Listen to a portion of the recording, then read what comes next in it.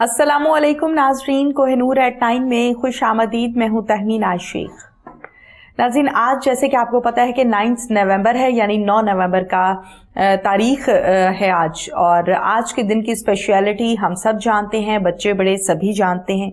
और आज के प्रोग्राम में उस बुलंद और पाया हस्ती का जिक्र करूंगी जो कहने को तो महज एक शायर हैं, लेकिन इसके साथ साथ दर हकीकत एक अजीम फलसफी, बेमिसाल दानिश्वर और सबसे बढ़कर मुसव्विर पाकिस्तान थे।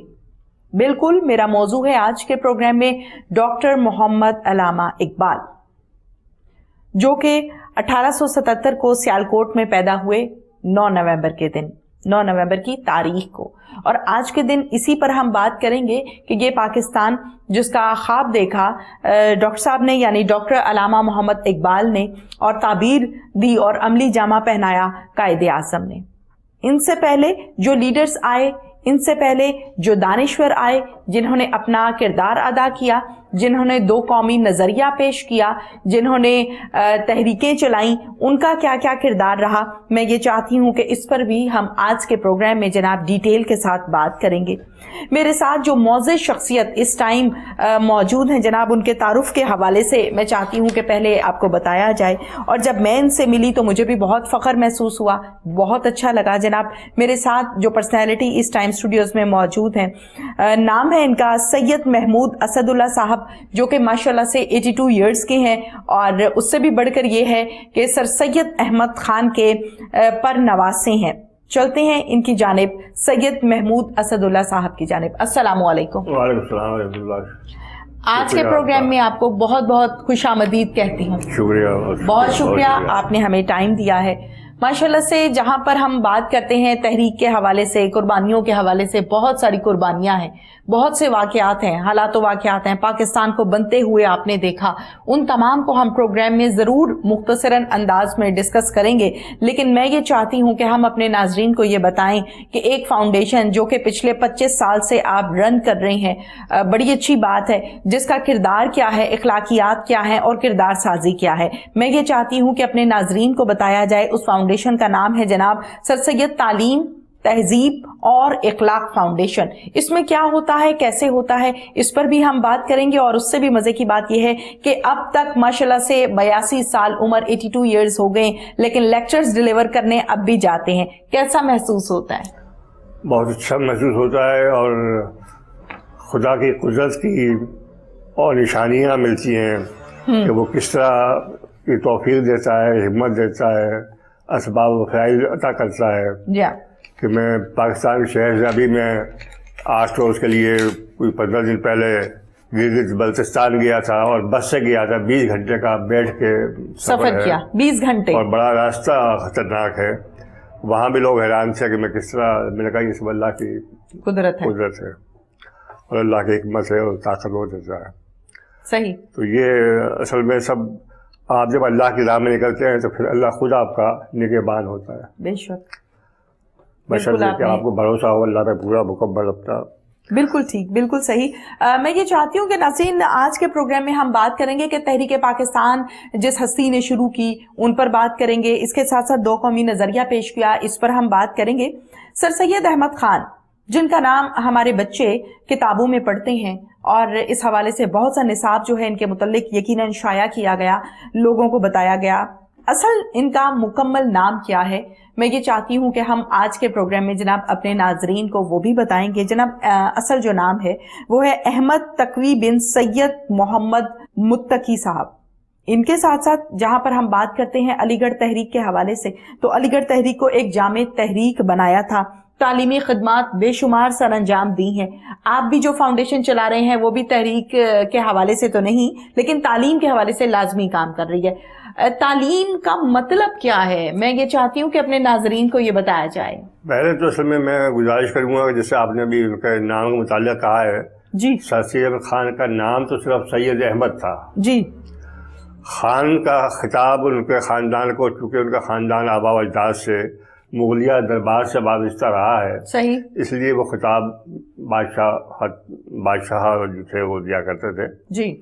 और सर का खिताब उनको अंग्रेज़ों ने उनकी खिदमत पर दिया था, तालीमी खिदमत पर, और नाम उनका फ़कत सैयद अहमद था। सही। اب رہا یہ کہ میں ہماری جو یہ فاؤنڈیشن ہے سرسید تعلیم تہذیب اخلاق جس کو آپ رن کر رہے ہیں، جس کو میں رن کر رہا ہوں، اس کا جیسا کہ نام سے ظاہر ہے کہ تعلیم تہذیب اخلاق اور تعلیم تہذیب اخلاق، یہ تین چیزوں ہمارے نزدیک جب تک تینوں چیزیں ایک ساتھ کسی انسان میں بات موجود نہیں ہوں گی تو وہ انسان مکمل نہیں ہو سکتا، یا کہنا چاہیے کہ جو اس کے مقصد حیات ہے وہ ہم حاصل نہیں کر سکتے۔ اور سر سید احمد خان کا نظریہ تعلیم بھی یہی تھا، اور یہی قرآن اور اسوہ حسنہ کا رسول اکرم صلی اللہ علیہ وسلم کی تعلیم کا ماخذ ہے کہ علوم تمام حاصل کرو، باکمال حاصل کرو۔ یعنی حدیث میں ہے کہ چاہے اگر علم حاصل کرنے چین جانا پڑے تو چین بھی جاؤ، بالکل بالکل، چین میں ظاہر ہے کوئی دین کی تعلیم تو نہیں دی جاتی جی۔ اس لیے تعلیم کا مقصد صرف دینی تعلیم نہیں تھا، قرآن میں جو تعلیم کا آیا ہے بلکہ جہاں سے بھی تمہیں علوم ملتے ہوں، جس قوم کے بھی، سب کا موازنہ کرو، ان سے جو سیکھ سکتے ہو وہ سیکھو ان سے۔ تو سر سید احمد خان کا بھی یہ کہنا یہ تھا کہ تمام علوم ضرور حاصل کرو، اور یہ بڑا اہمیت ہے مسلمانوں کی ترقی کے لیے اور ان کی بلندی کی سرفرازی کے لیے۔ لیکن اگر تعلیم حاصل کرنے میں قرآن و سنت کے احکامات اور ارشادات سے انحراف کیا تو پھر تعلیم بیکار ہے۔ صحیح۔ اور یہی ہم آج دیکھ رہے ہیں کہ تعلیم ہمارے ملک میں بہت ہے، پی ایچ ڈی بہت ہے، ڈاکٹر بہت ہیں، پڑھے لکھے بہت ہیں، لیکن اخلاقیات میں ہمارا تنزلی کا شکار ہوتے جا رہے ہیں جی۔ جیسے کردار تو بالکل اتنے جرائم جو بڑھ رہے ہیں، اور بڑے پڑھے لکھے لوگ، یعنی یہ نہیں کہ جاہلوں میں شاید پھر بھی کچھ تھوڑا بہت شرم و حیا ہوگی شاید جی، لیکن پڑھے لکھے لوگ تعلیم کے باوجود جو ہے وہ اخلاقیات میں، کردار میں انتہائی تنزلی کا شکار ہیں اور پستی کا شکار ہوتے جا رہے ہیں جی۔ اس کی وجہ یہ ہے کہ ہمارے تعلیمی اداروں میں جی، وہ چاہے انگریزی تعلیمی ادارے ہیں جی، یا وہ چاہے دینی مدرسے بھی ہیں، وہاں صحیح معنوں میں تعلیم کے ساتھ نہ تعلیم دی جا رہی ہے، نہ اخلاقیات اور کردار سازی ہو رہی ہے۔ صحیح۔ ہمارے ہاں تعلیم کا مطلب صرف اور صرف محض بچوں کو کتابیں یاد کروا دینا ہے، سلیبس دلوا دینا ہے، یہ ڈگریز ہولڈر بنا دینا ہے، بس یہ ہے۔ صحیح کہہ رہی ہیں آپ، بالکل صحیح کہہ رہی ہیں جی۔ اور اسی لیے ہمارے یہاں یعنی بہت تعلیم پہ زور ہے، لیکن اخلاقیات اور کردار جو ہے وہ اب نہیں رہا، لہٰذا اس لیے نہ اب بچوں کو، طلباء کو اساتذہ کا احترام ہے، نہ والدین کا احترام ہے، نہ والدین کو بچوں سے محبت شفقت ہونی چاہیے، یا ان کی جو نگہبانی ہونی چاہیے، یا ان کی تربیت ہونی چاہیے، وہ اس سے توجہ دے رہے۔ اور پاکستان بننے کے بعد سب سے بڑا جو المیہ ہمارے ساتھ ہوا وہ یہی ہوا کہ ہم نے پاکستان بننے کے بعد تاریخ پاکستان، جسے آپ کہنا چاہیے، یا تاریخ تحریک پاکستان، وہ اپنے بچوں کو نہیں بتائی۔ بالکل صحیح۔ لہٰذا آج آپ بڑے بڑے پڑھے لکھے لوگوں سے پوچھے تو انہیں نہیں پتا نہیں ہوگا۔ اچھا، ایک چیز جو میں دیکھی بڑی، میں بہت سے پنجاب میں اور پنجاب سے باہر بھی، پشاور بھی گیا، کالج اسکولوں میں، کالجوں میں جاتا ہوں، کہ میں نے دیکھا یہ ہے کہ جو طلباء و طالبات دیکھنے میں بظاہر ان کے کپڑوں سے، ان کے حلیے سے، ان کے میک اپ سے، یا ان کے حرکات سکنات سے معلوم ہوتا ہے کہ ان کو مذہب سے کوئی لگاؤ نہیں ہے، اور اخلاقیات کردار ان کا جو ہے وہ بہت ہی پست ہے جی، تو وہ تو ہے اپنی جگہ، لیکن اس میں ان کا قصور نہیں ہے، بالکل ان کی تربیت اور جس ماحول میں وہ پلے ہوتے ہیں۔ اس لیے کہ میرے لیکچر کے بعد بہت سے، یعنی یہ لاہور یونیورسٹی کالج یونیورسٹی جو ہے جیل روڈ پہ، وہاں اور بعض کالج میں طالبات اور طلباء میرے پاس آتے ہیں اور کہتے ہیں کہ سر یہ بات تو ہمیں پہلے کسی نے بتائی نہیں، اور آج ہم آپ سے وعدہ کرتے ہیں کہ ہم اپنا زندگیاں جو ہے وہ اپنے تئیں ایسے ہی گزاریں گے جیسے آپ نے بتایا ہے۔ ٹھیک ہے، تو بچوں میں کا قصور نہیں ہے، ہماری قوم کا قصور نہیں ہے، ہمارے لیڈر جو ہیں، ہمارے یہاں لیڈرشپ جو تھی، یہ قائد اعظم کے بعد مسلم لیگ بھی ختم ہو گئی۔ میں مسلم لیگی ہوں، لیکن میں یہ کہتا ہوں کہ میری مسلم لیگ قائد اعظم کے انتقال کے ساتھ وہ انتقال کر گئی، کیونکہ اب وہ مسلم، جتنی بھی مسلم لیگیں اب ہیں، ان میں کسی مسلم لیگ میں بھی وہ بات، وہ جذبہ، وہ خیال، وہ کردار ان کا نہیں ہے جو ایک مسلم لیگ قائد اعظم کا ساتھ۔ اچھا بتائیے گا اس حوالے سے کہ سر سید احمد خان نے معاشرت علوم کی ہم جب بات کرتے ہیں، سائنس کی جب ہم بات کرتے ہیں، جدید ادب کی ہم بات کرتے ہیں، اس طرف معاشرے کو راغب کیا، آپ کو کن مضامین میں انٹرسٹ ہے؟ مجھے تو زیادہ تر ادبی مضامین میں بھی انٹرسٹ ہے اور تاریخی اور سوانح عمری لوگوں کی بایوگرافی پڑھنے کا بہت شوق ہے جو. لیکن ادب کا میں یہ آپ کو بتا دوں کہ میں بہت سے ان ادیبوں کو ادیب نہیں مانتا جن کو عام طور پہ بہت دی جاتی ہے. اس لیے کہ میرا ادب کا جو کہنا چاہیے نظریہ ہے وہ یہ ہے کہ ادب کو بھی ہمیں چاہیے کہ ہم یہ ذہن میں ضرور رکھیں کہ ہم مسلمان ہیں جی, اور ایسا ادب ہم تخلیق نہ کریں یا تقریر نہ کریں. اس ادب تو میں نہیں کہوں گا کہ جو اخلاقیات کے خلاف ہو. صحیح. اچھا, آج کل کے دور کی جب ہم بات کرتے ہیں, کرنٹ سچویشن اور ماحول ایسا ہے کہ جو فلوئنٹلی انگلش بولتا ہے, انگلش زبان پر جس کو فوقیت حاصل ہے, کہتے ہیں یہ بڑا پڑھا لکھا انسان ہے. کیا کہیں گے اس حوالے سے؟ نہیں, انگلش بولنا پڑھا لکھا ہونا الگ بات ہے. میں اسے پڑھا لکھا جاہل سمجھتا ہوں بہتوں کو جی. جو پڑھے لکھے تو ہوتے ہیں مگر مطلب میں آپ کو مثال دے سکتا ہوں کہ میں 2017 میں ہائر ایجوکیشن کمیشن اسلام آباد میں جو ڈاکٹر مختار احمد اس کے چیئرمین تھے, انہوں نے ایک سیمینار کیا آل پاکستان. ٹھیک ہے. تمام یونیورسٹی کے وائس چانسلر وغیرہ آئے ہوئے تھے. مجھے بھی لاہور سے انہوں نے مدعو کیا تھا. ٹھیک ہے. 3 دن ٹھہرایا وہاں مرگرا ہوٹل میں. اچھا. انہوں نے اپنی تقریر میں chairman higher education commission doctor Mukhtar Ahmed نے کہا جی کہ میں برملا کہتا ہوں اور بہت فخر سے کہتا ہوں کہ آج میں جو کچھ بھی ہوں, جو بھی بڑی پوزیشن ہے, میں ڈاکٹریٹ کی ہوئی ہے, میں چیئرمین ہوں ہائر ایجوکیشن کمیشن پاکستان کا, یہ سب مرہون منت سے سر سید کی تحریک کا. صحیح. اگر وہ نہ ہوتی اور وہ نہ کرتے تحریک چلاتے مسلمانوں کی نجات کی اور اس کی, تو میں وائس چانسلر نہ ہوتا, یہ چیئرمین نہ ہوتا, میں چھوٹا موٹا کلرک ہوتا. بالکل ٹھیک ہے. یہ اس سے ان کی عظمت گھٹ نہیں گئی بلکہ اور بڑھ گئی. بالکل. یہ ہمارے ہاں احساس, اب آپ اس سے اندازہ لگا لیں کہ پڑھا لکھا ہونے میں اور ایک عالم بعمل میں اور عالم بے عمل میں کیا فرق ہوتا ہے. بالکل ٹھیک ہے. جیسے کہ 9 نومبر کے حوالے سے میں یہ چاہتی ہوں کہ ہم آج کے پروگرام میں ڈیٹیل کے ساتھ بات کریں گے. بیان کیجیے گا سر, جہاں پر ہم بات کرتے ہیں ڈاکٹر علامہ محمد اقبال کی, آپ کیا سمجھتے ہیں؟ انہوں نے خواب دیکھا اور عملی جامہ پہنایا قائد اعظم نے, بہت سی قربانیاں دیں اور پاکستان کو بنتے ہوئے, اور اس ٹائم جو مسائل تھے ان کا آپ نے بھی سامنا کیا, آپ نے بھی دیکھا. اس ٹائم آپ کی عمر تھی 9 سے 10 سال. کیا کہیں گے وہ کہانی مختصر سے الفاظ میں بیان کیجئے, وہ خاکہ کھینچیے جو آپ نے اپنی آنکھوں سے دیکھا. علامہ اقبال رحمۃ اللہ علیہ کا نام لیا ہے جی. میں یہ سمجھتا ہوں کہ سر سید احمد خان کے بعد, سر سید خان کو میں اتنا بڑا میں نے عاشق رسول اس کے بعد نہیں دیکھا. اگر دیکھا تو وہ علامہ اقبال تھے.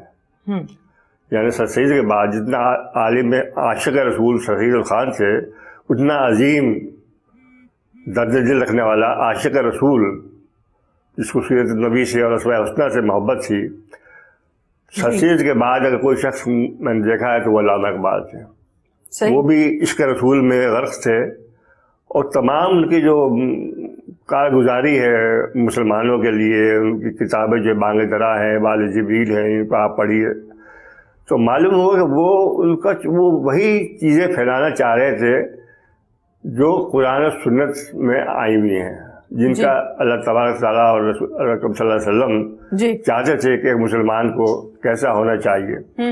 وہی تربیت مسلمانوں کی علامہ اقبال کرنا چاہتے تھے, وہی جذبہ پیدا کرنا چاہتے تھے, وہ عشق رسول پیدا کرنا چاہتے تھے, وہی اخلاق اور کردار جو ایک مسلمان کا صحیح مسلمان کا ہونا چاہیے. جہاں پر ہم پیدائش کے حوالے سے بات کرتے ہیں, ہم تعلیم کے حوالے سے بات کرتے ہیں, تو جرمنی بھی گئے تعلیم حاصل کرنے کے لیے, برطانیہ بھی گئے تعلیم حاصل کرنے کے لیے, ڈاکٹریٹ کی ڈگری حاصل کی. اس کے بعد جہاں پر ہم لاء کی آج کل بات کرتے ہیں, وہ انہوں نے اس ٹائم یہ ڈگریز حاصل کی. کیا کہیں گے اس حوالے سے؟ دیکھیے, ان کے والد و والدہ کسی اسکول کالج کے پڑھے ہوئے نہیں تھے.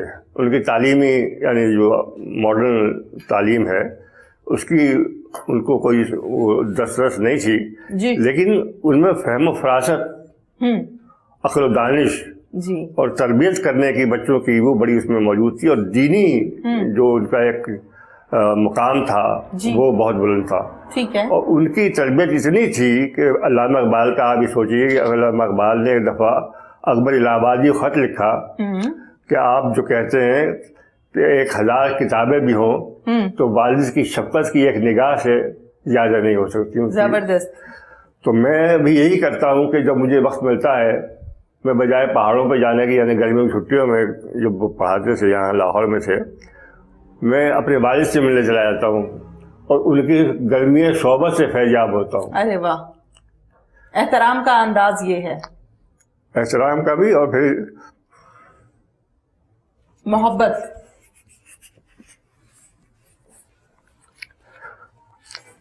تو یہ ان کے والد اور والدہ کی تربیت تھی.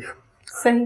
اور میں نے جو مطالعہ کیا ہے، ظاہر ایک بار سے تمہیں ملا نہیں، جی سر سید سے نہیں ملا، لیکن ان کی جو زندگیوں کا میں نے مطالعہ کیا ہے، جی اور جتنے بھی ہمارے اکابرین ملت سے قائد اعظم ہوں یا علامہ اقبال ہو، سر سید ہو، یہ اپنے جو تھے زمیندار کے کیا ظفر علی خان ہو، ظفر علی خان، جی کسی کی والدہ کسی اسکول کالج کی پڑھی ہوئی نہیں تھی، نہ والد، لیکن انہوں نے اپنے بچوں کی تربیت ایسی کی کہ اتنے بڑے بڑے عظیم انسان بنے اور نام، بالکل بالکل. اور انہوں نے اتنی خدمات کی، اتنی محنت کی، اتنی تعلیم حاصل کی، اور ایسے نابغہ روزگار دانشور بنے بالکل کہ جن کو ہم آج تک اور ہمیشہ یاد کرتے ہیں. بالکل ٹھیک ہے. تو یہ اصل چیز جو ہے وہ تربیت ہے، اخلاقیات ہے، جو گھر میں یہی کہتے ہیں کہ بچے کی پہلی جو مدرسہ ہے وہ آغوش مادہ ہے، بالکل بالکل، اس کے بعد اسکول آتا ہے. ایسے ہی ہے.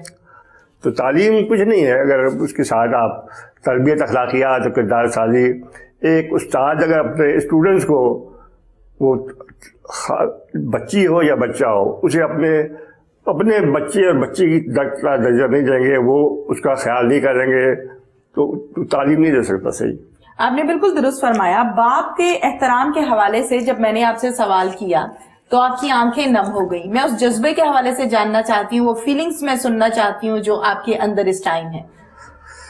وہ فیلنگ کیا بتائیں آپ کو. اب یہ آپ اس سے اندازہ کیجیے جی کہ ہم جب بچے تھے، جی یعنی میں کوئی 5-6 سال کا ہوں گا اس وقت، پیلی بھیت میں میرے والد ڈپٹی کلیکٹر تھے، یو پی کا ایک ضلع ہے. جی تو وہ جب کالج اپنے دفتر سے آتے تھے تو مجھے اپنے پاس لٹا لیا کرتے تھے، اور اقبال کی اس سے میری شناسائی اس وقت سے ہے جب میں 5-6 سال کا تھا. اچھا، زبردست. تو وہ اقبال کی نظم لب پیار سے دعا بن تمنا میری، اور وہ سچ کہجو ہے بر احمد گر تو برا نہ مانے، تیرے سلم کر دے گئے بت ہو گئے پرانے، جی مذہب نہیں سکھاتا آپس میں بے رکھنا تو نے بتوں سے سیکھا، یا چینو اور اب ہمارا ہندوستان ہمارا، یہ نظمیں سناتے تھے. جی اور میری والدہ جو تھی وہ بھی کسی اسکول کالج کی پڑھی ہوئی نہیں تھی، والد تو علی گڑھ کے گھر پڑھے ہوئے تھے. جی وہ بھی اسلامی جو صحابیات تھی ان کے قصے سنایا کرتے تھے. جی تو اس سے ایک بنیاد اتنی مضبوط ہو گئی کہ بعد میں انسان اگر بھٹک بھی جائے تو اسے معلوم ہے کہ صحیح راستہ کہاں تھا. صحیح. اب آج کل بچے جب بڑے ہو جائیں تو چونکہ ان کی تربیت ہی نہیں، انہیں پتہ ہی نہیں کہ دین کیا ہے، دینی تعلیمات کیا ہے، تو وہ بھٹکے ہی رہیں گے، انہیں پتہ ہی نہیں کہاں جانا ہے ہمیں. صحیح. تو یہ بڑا المیہ پاکستان کے ساتھ ہوا ہے. اب یہاں کا جو ماحول اکثر میں کالجوں اسکولوں میں جو طالبات کا دیکھا، جو اگر ہمیں یہی لباس، یہی انداز، یہی میک اپ، یہ بناؤ سگاری کر کے نکلنا تھا باہر، اور جو ہندو تہذیب ہے جس سے ہم الگ ہوئے تھے، تو پھر پاکستان بنانے میں فائدہ کیا تھا؟ نہ قربانی دینے کی ضرورت تھی، نہ پاکستان بنانے کی ضرورت تھی، نہ تحریک پاکستان کی ضرورت تھی، نہ قائد اعظم کی ضرورت تھی، نہ جی. تو یہ بڑا دکھ ہوتا ہے مجھے دیکھ کے. لیکن میں پھر یہ کہوں گا آپ سے کہ اب بھی اب میں جو کام کر رہا ہوں، جو ہم چاہ رہے ہیں کہ طلباء اور طالبات، نئی نسل، نوجوان نسل جو ہے، اگر یہ آج بھی سدھر جاتی ہے ہماری باتوں سے، ہماری تقریروں سے، لیکچر سے، کتابوں سے جو ہم سپلائی کرتے ہیں مفت بچوں میں، طلباء طالبات میں، ڈپٹی نذیر احمد کی کتابیں ہیں، علامہ اقبال کی بانگتا والد جبریل ہے، سید کی شان عمریہ ہیں، یا اور، تو آج نہیں تو 5 سال 10 سال بعد یہی طلباء طالبات جو ہیں یہی بصر اقتدار ہوں گے. جی کوئی وزیر ہوگا، کوئی سفیر ہوگا، کوئی پارلیمنٹرین ہوگا، کوئی فوج میں ہوگا، کوئی عدلیہ میں ہوگا. ان کی اگر کریکٹر بلڈنگ ہو جائے گی تو یہ قوم ایک مضبوط اور سربلند قوم ہو جائے گی. زبردست. بالکل. ورنہ ہم ایسی ذلیل رسوا ہوں گے، باوجود ایٹم پاور ہیں لیکن ہماری کوئی وقت نہیں ہے. تو ایسی ایٹمک پاور سے کیا فائدہ؟ کشمیر میں ہمارے مسلمان بھائی بہن، مائیں बच्चे जो है वो जुल्म सितम का बर्बरी 70 साल से 73 साल से शिकार है। जी हाँ। और हम कहते हैं कश्मीर हमारी शहरक है और शहरक में हिंदुओं का पाँव है और हम गुजरने के बाद है। और किस्से सुनाते हैं मोहम्मद बिन कासिम के, तो आज भी अगर हम में मोहम्मद कासिम को हो सकता है या महमूद गजनवी को हो सकता है तो उस वक्त तक ये काम नहीं चलेगा। ये इस तरह ये मुल्क नहीं हो सकता। आधा मुल्क हमने गंवा दिया है, इसीलिए यानी हमारे ये मुल्क आधा गंवाया गया है। मुझे जब हम यूनिवर्सिटी में पढ़ता था, मैं ब्रिटिश सोसाइटी का प्रेसिडेंट था और काउंसिल था यूनिवर्सिटी यूनियन का जी, तो हम वहाँ से स्टूडेंट डेलीगेशन बुलाते थे यहाँ जी यूनिवर्सिटी एक्सचेंज में, और मुझे मालूम है कि वो लोग बड़े मोहब्बत वतन थे। यानी वो कभी अलग ना होते अगर हमारे लीडरों ने उनसे ऐसा सलूक ना किया हो। बिल्कुल सही।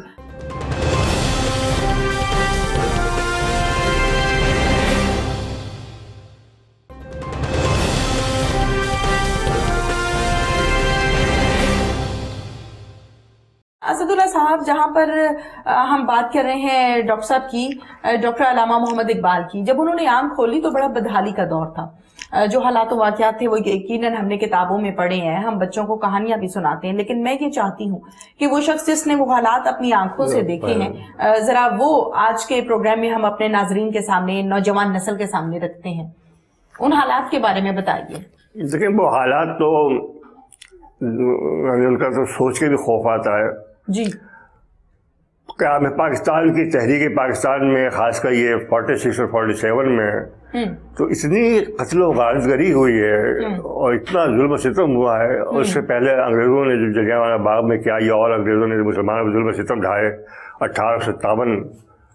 बिल्कुल, जो जुल्म सितम ढाई हैं, यकीनन उस हवाले से हम नाजरीन आज के प्रोग्राम में डिटेल के साथ बात करेंगे कि जो पाकिस्तान आज हमारे पास है, जहां हम अपने घरों में पुरसकून नींद सोते हैं, अपने अपनी जॉब्स और अपने अपने कारोबार पर जाते हैं, उस पाकिस्तान को हासिल करने के लिए हमारे बड़ों ने जो कुर्बानियां अदा की हैं, उन कुर्बानियों को हम आज के प्रोग्राम में डिटेल के साथ बात करेंगे।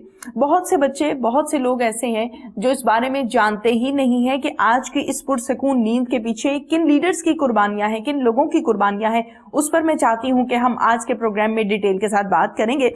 यकीनन आपने वो हालात और वाकयात देखे हैं असदुल्ला साहब, वो बयान कीजिए। भाई, पहले जो मैं सबसे पहले तो अपने वालिद की एक वाकया बयान करूंगा। बताइए। और वो ये कि जब पाकिस्तान बन गया तो 1948 में इंडियन गवर्नमेंट ने, मेरे वालिद साहब जबकि कलेक्टर थे मुरादाबाद, यूपी का एक शहर है, इंडियन गवर्नमेंट ने उस वक्त तमाम गवर्नमेंट ऑफिसर से हल्फ लेना चाहा इंडियन कॉन्स्टिट्यूशन का और तिरंगे को सल्यूट करना था। तो टाउन हॉल मुरादाबाद में वो जलसा मुनक्कद हुआ, मुरादाबाद डिस्ट्रिक्ट का, और वहाँ कमिश्नर और गवर्नर मौजूद थे जी। और उसमें हिंदू, सिख, ईसाई जो भी गवर्नमेंट ऑफिसर्स थे वो सब मौजूद थे, उनसे हल्फ लेना था। मेरे वालिद भी वहाँ गए। मेरे वालिद की जब बारी आई तो उन्होंने खड़े होकर पूछा कि मुझे वो आईन दिखाया जाए जिसकी मुझे कसम खानी वफादारी की।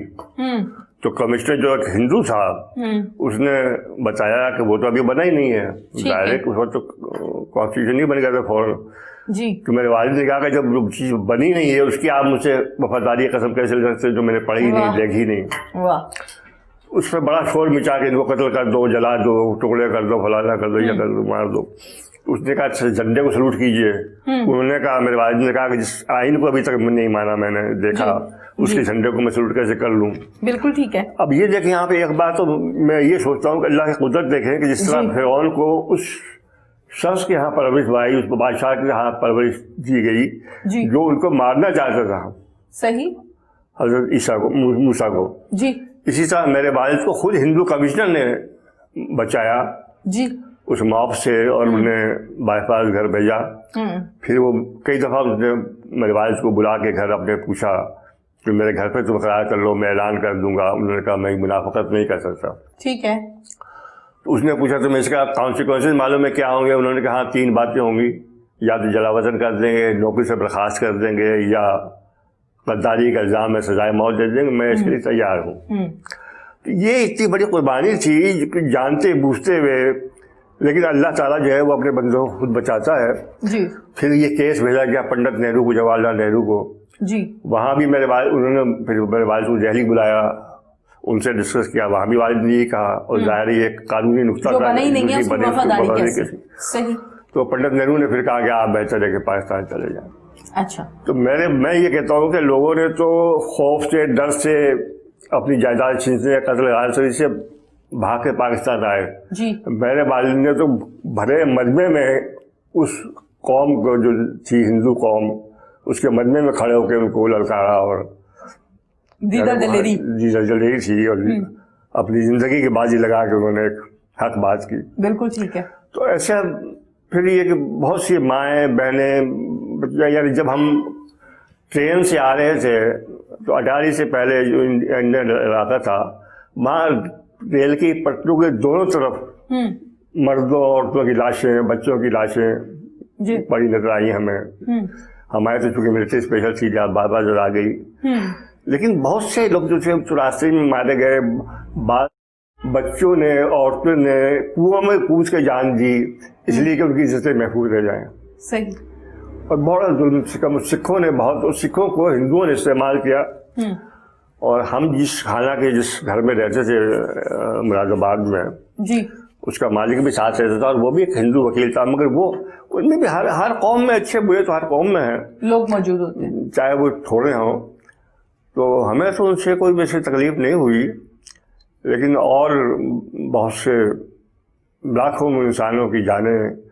مگر اب افسوس یہ ہوتا ہے کہ اتنی جانیں قربان دینے کے لیے جس نظریے پاکستان پہ پاکستان کا وجود بنایا گیا اور یہ وجود میں آیا پاکستان، وہ نظریہ یہاں بالکل رزی کی ٹوکری میں ڈال دیا گیا.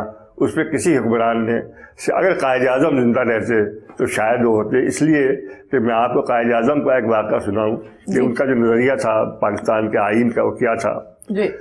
ان کی پاکستان کے قیام سے پہلے پیر صاحب مانکی شریف سرحد کے فجر کے پختونخوا کے ایک بڑے عالم دین، بڑے پیر، بڑے معتبر اسلامی سے، انہوں نے وہاں ریفرینڈم ہوا تھا پاکستان بنانے کے لیے کہ پاکستان کے ساتھ شامل ہو گئے یا ہندوستان کے ساتھ شامل ہو گئے. ٹھیک ہے. انہوں نے قائد اعظم کی دعوت کی اور جلسہ کیا.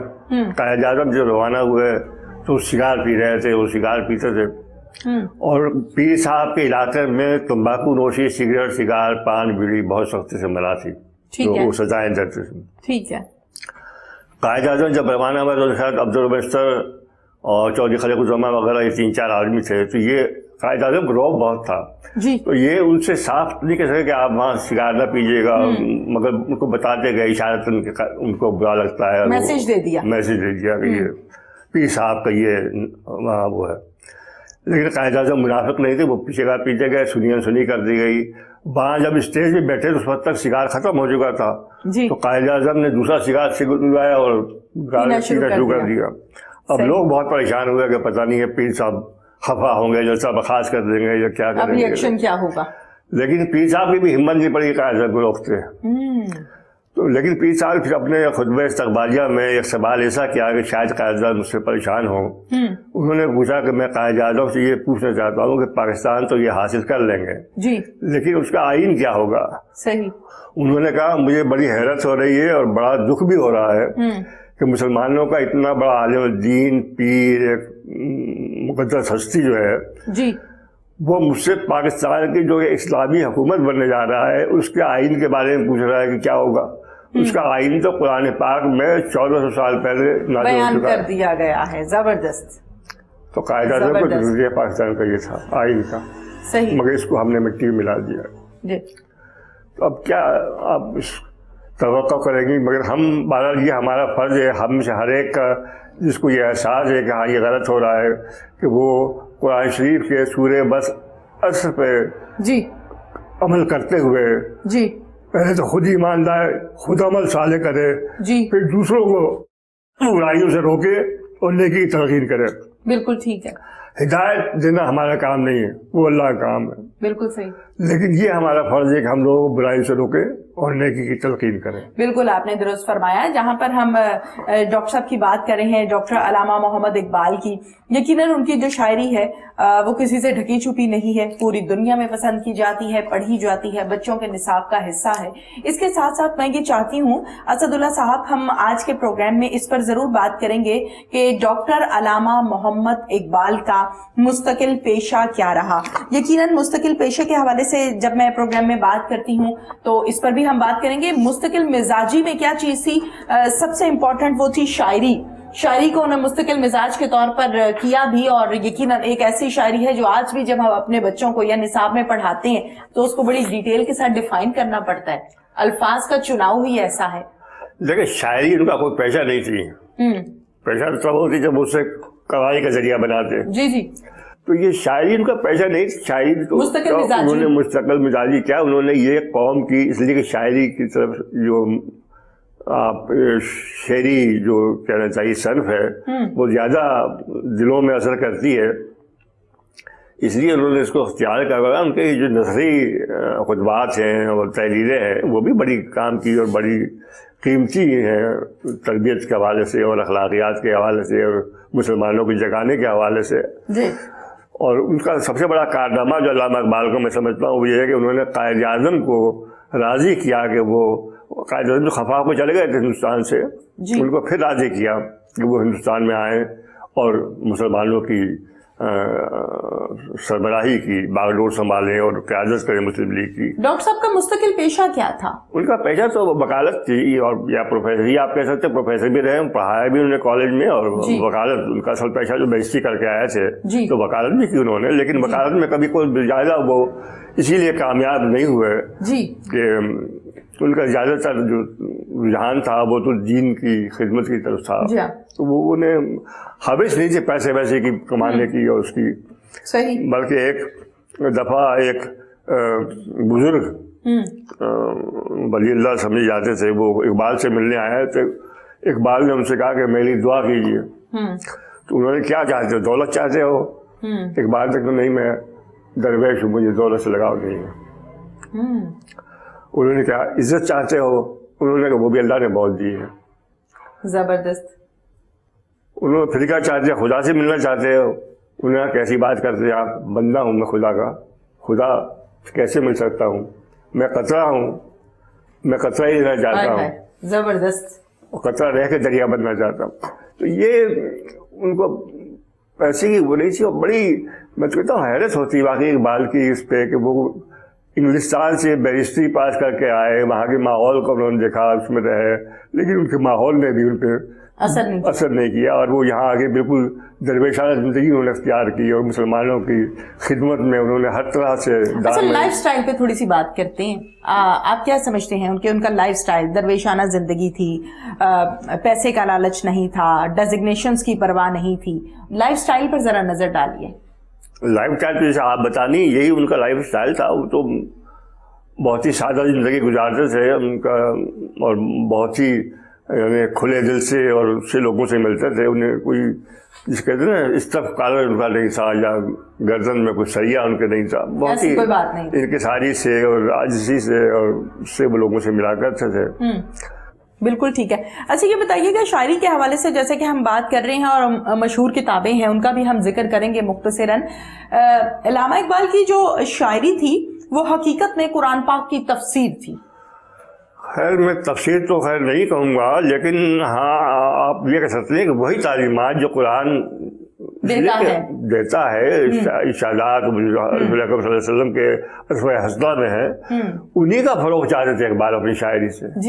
انہوں نے اسی میں بچوں کے دیکھیں لب پہ آتی دعا بلکہ تمنا میری جو اسکولوں میں پڑھائی جاتی تھی, آج بھی پڑھتے ہیں, مجلس صبح جو اسمبلی ہوتی ہے اس میں. یہ میں کہتا ہوں یہ ایک جو نظم ہے بچوں کی, یہ بچوں کے نہیں, یہ ہر انسان کے لیے ہے, اور کتنی جامع اس میں دعا ہے. لب پہ آتی دعا بن کے تمنا میری, زندگی شمع کی صورت خدایا میری. اس کو آپ پورا اس کو پڑھیں تو یہ مکی مکڑی اور مکھی ہے, اور جو نظمیں ہیں ان کی تو ہے سب وہی. تو اصل میں تو انہوں نے اپنی نظموں سے بھی اپنے نثر سے بھی مسلمانوں کو جگانا چاہتا اور چاہتا کہ قرآن و سنت پہ عمل پیدا ہو. بلکہ ایک دفعہ انٹرنیشنل آل انڈیا نیشنل کانگریس کی کانفرنس ہوئی تھی جی تو پنڈت نہرو نے اس میں یہ کہا کہ نہیں یہاں مذہب کا کوئی جھگڑا نہیں ہے، مسلمان صرف نوکریاں چاہتے ہیں، معاشی حالات بہتر بدلنے کے لیے اس کا جھگڑا ہے. تو علامہ اقبال نے قائد اعظم کو خط لکھا ٹھیک ہے لندن میں جی کہ اس کا جواب آپ کو دینا چاہیے مدلل.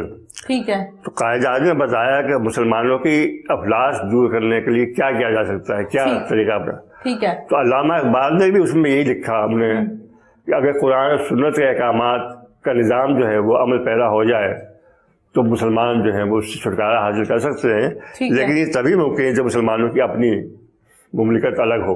بالکل ٹھیک ہے. تو اس سے آپ اندازہ کیجئے کہ اقبال کیا چاہتے تھے اور وہ کیا قرآن و سنت کے جسے ہم کہتے ہیں.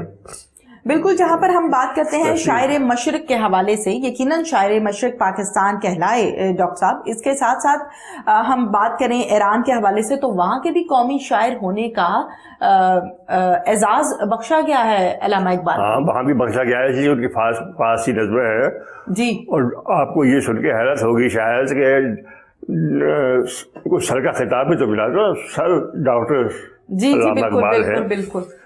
تو سر کا خطاب ان کو ان کی جو کتاب ہے اسرار خودی جی اس کا انگلش ترجمہ ہوا تھا انگریزی میں، اور اس پہ انگلستان میں پھر انہیں یہ سر کا خطاب دیا گیا تھا. بالکل. ان کا تو نہ صرف ایران میں، انگلستان میں، جرمنی میں جی جرمنی میں بہت ان کو مانا جاتا ہے. اور جرمنی کی ایک میری اینیملی شمل ایک خاتون دانشور تھی، پاکستان میں بھی آئی ہیں 2-3 دفعہ. جی. انہوں نے ان پہ بہت تحقیق کی ہے اور بہت مقالے لکھے ہیں اور کتابیں لکھی اور بڑا ان کو مانتی تھی. تو وہ تو ایک عالمی کہنا چاہیے شہرت کے اور عالمی قدر کے شاعر تھے. بالکل. اور وہ ایک یہ عام. اچھا آپ لیکچرز ڈیلیور کرنے جاتے ہیں ماشاءاللہ سے اب تک؟ لیکچرز آپ یونیورسٹیز میں کالجز میں ڈیلیور کرتے ہیں، اس میں ڈاکٹر صاحب کا ذکر کس طرح سے کرتے ہیں؟ اس سے جو میں اب کر رہا ہوں یہ کرتا ہوں کہ وہ آج سرسید کے بعد میں نے جو سب سے بڑا عاشق رسول دیکھا ہے وہ ڈاکٹر صاحب، وہ ڈاکٹر علامہ اقبال ہے. بالکل ٹھیک ہے. اچھا اسد اللہ صاحب، جب ہم ڈاکٹر علامہ محمد اقبال کے مشہور کلام کی بات کرتے ہیں، کتابوں کی بات کرتے ہیں، تو اس میں بانگ درا ہے، بال جبریل ہے، پیام مشرق ہے، اس کے علاوہ اور کون کون؟ ارمغان حجاز ہے اور اسرار خودی ہے، یہ بھی ہے، اور ان کے خطبات ہیں جی، اور تحریریں ہیں ان کی سب نثری، مطلب جو شاعری کی نہیں ہے لیکن نثری، تو وہ بھی اتنی اہم ہے جتنی کہ ان کی شاعری کتابیں ہیں اور تحریریں ہیں جی. اور انہیں جو سر کا خطاب ملا وہ بھی سے میں نے پہلے بتایا آپ کو جی. وہ ان کی کتاب اسرار خودی کا انگلش ترجمہ ٹھیک پر ہے ملا تھا. جی. تو یہ تو بڑی ان کی قیمتی کتابیں ہیں اور وہ سب کا نظریہ ان کے جو متن نظر تھا یا جو ان کا مقصد تھا وہ صرف اصلاح قوم تھی. بالکل صحیح. اور 80 سے 90 برس ہو چکے ہیں ہم سے بچھڑے ہوئے، لیکن آج بھی بچوں کو ہم نصاب میں پڑھاتے ہیں، آج بھی پڑھاتے ہیں، اور جب تک ہے میرے خیال زندہ ہے وہ ہماری قوم ہے اور ہمارا ملک ہے، پڑھاتے رہیں گے بالکل انشاءاللہ. بچوں کے ساتھ کیسا رویہ تھا؟ بچوں کے ساتھ بھی بہت اچھا رویہ تھا ان کا. ظاہر ہے وہ ان کے اپنے جیسے کے بعد جو بچے تھے اس کی بہت محبت تھی اور بچوں سے بھی جی. اور بچوں سے رویے کی وجہ تھی کہ انہوں نے بچوں کے لیے اتنی نظمیں لکھی ہیں. مکی مکڑی اور مکھی ہے، وہ گلیری اور پہاڑ ہے، اور لب پہ آتی دعا ہے، اور اس قسم کی بہت سی بچوں کے لیے تو ان کی بہت تو سب کیونکہ وہ یہ جانتے تھے کہ ظاہر ہے یہ بچے بڑے ہو کے دور سنبھالیں گے. تو ان کی یہی تو اقبال کی خوبی تھی اور خاصیت تھی کہ انہوں نے بچوں میں بہت توجہ دی ہے. کوئی ایک آدھ ایسا واقعہ، کوئی مشہور بات اس بدحالی کے دور کی جو آپ نے اپنی آنکھوں سے دیکھی، اپنے بارے میں بتائیے. میرے بارے میں میں تو جب یہ پاکستان کا ہمیں معلوم ہوا اس وقت میں اپنی ننیال میں تھا، سہارنپور کے قریب ایک قصبہ ہے بہٹ جی، وہاں ہماری جاگیر تھی ہمارے دادا کی جی. تو اس وقت بھی میں میرے خیال میں کوئی 7-8 سال کا ہوں گا. ٹھیک ہے.